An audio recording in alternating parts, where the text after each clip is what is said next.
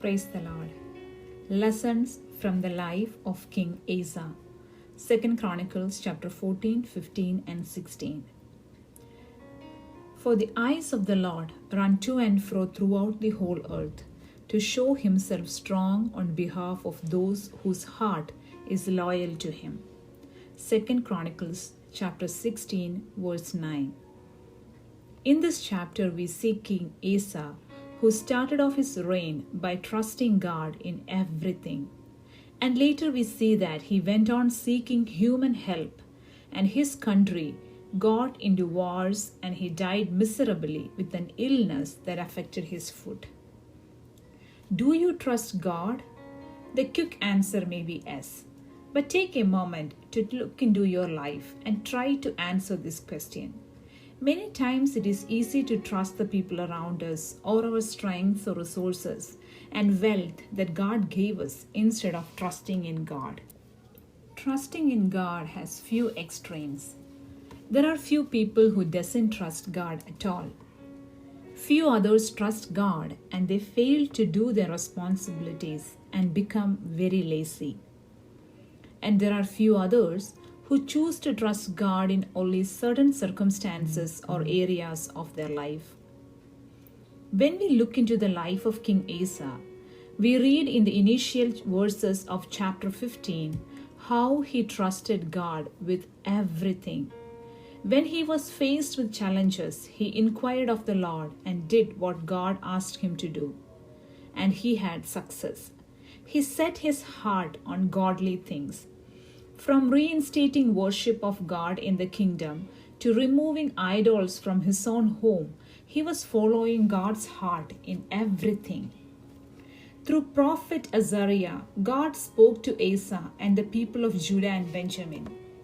In 2 Chronicles chapter 15 verse 2, we read like this: The Lord will stay with you as long as you stay with him. Whenever you seek him, you will find him. But if you abandon him, he will abandon you. Hearing this, King Asa took courage and removed idols from all the land. He even repaired the altar of Lord, which stood in front of the entry room of the Lord's temple. And all the people offered sacrifices to the Lord God Almighty. They also entered into a covenant to seek the Lord, the God of their ancestors, with all their heart and soul. King Asa even deposed his grandmother Maacah from her position as queen mother because she had made an obscene Asherah pole. He cut down her obscene pole, broke it up, and burned it in Kidron Valley. So God gave them rest, and there was no war in his kingdom until the 35th year of his reign. Let us look into trusting God even in our small things and big things. We see that Asa trusted God in big things but not in small things. On the 36th year, when Baasha, king of Israel, came up against him, instead of seeking God Almighty, who gave him rest all these years, he decided to call in some favors from the king of Aram and formed an alliance with him, and Asa put his trust in him. At that time, Hanani the seer came to King Asa and told him, Because you have put your trust in the king of Aram instead in the Lord your God, you missed your chance to destroy the army of the king of Aram. Don't you remember what happened to the Ethiopians and Libyans and their vast army, with all of their chariots and charioteers? At that time you relied on the Lord, and he handed them over to you. The eyes of the Lord search the whole earth in order to strengthen those whose hearts are fully committed to him. What a fool you have been! From now on you will be at war. We see that in the past, Asa trusted in God and he had great victory against the Ethiopians. This victory is mentioned in chapter 14 of 2 Chronicles. King Asa had an army of 580,000 soldiers from the tribe of Judah and Benjamin. Once an Ethiopian named Sarah attacked Judah and an army of 1 million men and 300 chariots. Then Asa cried out to the Lord his God, "O Lord, no one but you can help the powerless against the mighty." What a statement, right? No one can help the powerless against the mighty. Only Lord can do that. So Asa cried out, "Help us, O Lord our God, for we trust in you alone. It is in your name that we have come against this vast horde. O Lord, you are our God. Do not let mere men prevail against you." So what happened was that the Lord God defeated the Ethiopians in the presence of Asa and the army of Judah, and the enemy fled. An army of 580,000 soldiers won against an army of 1 million men and 300 chariots, because the king of that kingdom trusted in the Lord God Almighty. But this same Asa, who trusted God when he was faced with a big mighty army, thought he doesn't need God for small issues. And we see in the rest of the chapter how God dealt with him. He died miserably and his country went into war. In our life also, we tell God that we need Him and we trust Him to do wonders when we are faced with Red Sea-like situations. But when experiences like Mara comes, we often grumble and complain against God, and we forget the past victories God gave us, and we go and look for comfort and trust in wrong places. Asa didn't trust God even in his sickness. In the 39th year of his reign, Asa developed a serious foot disease. Yet even with the severity of his disease, he did not seek the Lord's help, but turned only to his physicians. See, in our lives, sometimes situations like these may come.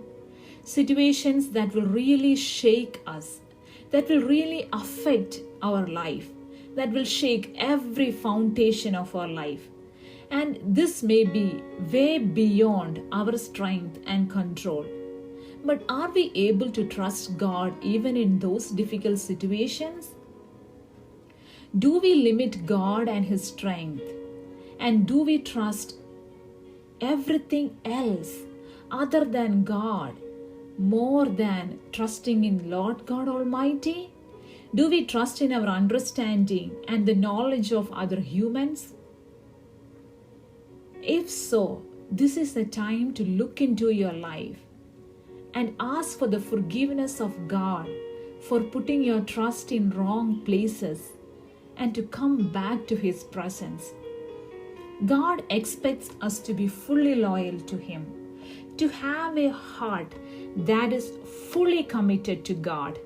And in fact, the verse that we read in the beginning says, God is looking everywhere for those kind of people so He can show Himself strong on behalf of those people whose hearts are fully committed to Him. Those who trust God completely. Trusting God is not testing God. When we trust God completely, it shows our insufficiency and His sufficiency. Knowing that Christ is enough and we need Him every moment of our life comes from a humble heart. Bible says God dwells with people who has humble and contrite spirit. But testing God, that comes from a prideful heart.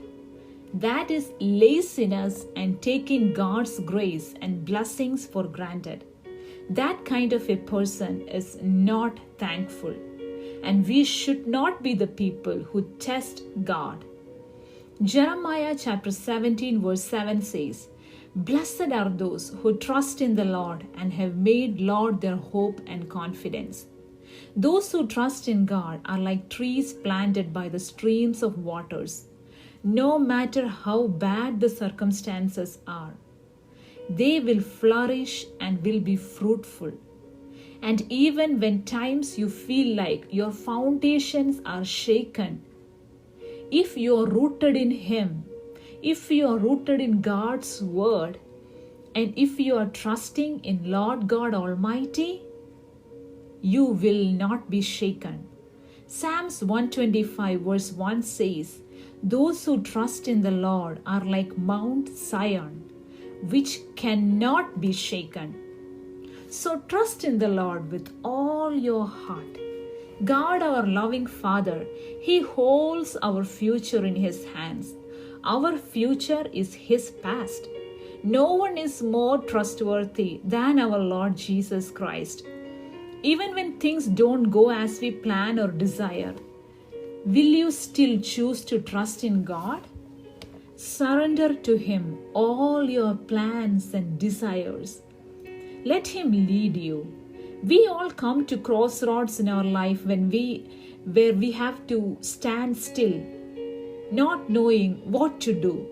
But even in those moments, pray to God. Ask Him to lead you. He will certainly guide you in the right way. God will put right people in your life to give you godly counsel. I have personally experienced this in my life so many times. Many times God has strengthened me and spoke to me through His Word. Sometimes it may be through a friend or maybe through the nature. The entire creation is eagerly waiting for God's command, and God is waiting for us to trust in Him so that He can show Himself strong on our behalf. So will you trust Him completely? Trust Him and pray for everything. Yes, for everything. And we will not have to worry about anything. Philippians chapter 4 verse 6 to 7. Apostle Paul says like this, "Be anxious for nothing, but in everything by prayer and supplication, with thanksgiving, let your requests be made known to God, and the peace of God, which surpasses all understanding, will guard your hearts and minds through Christ Jesus." May God bless you all.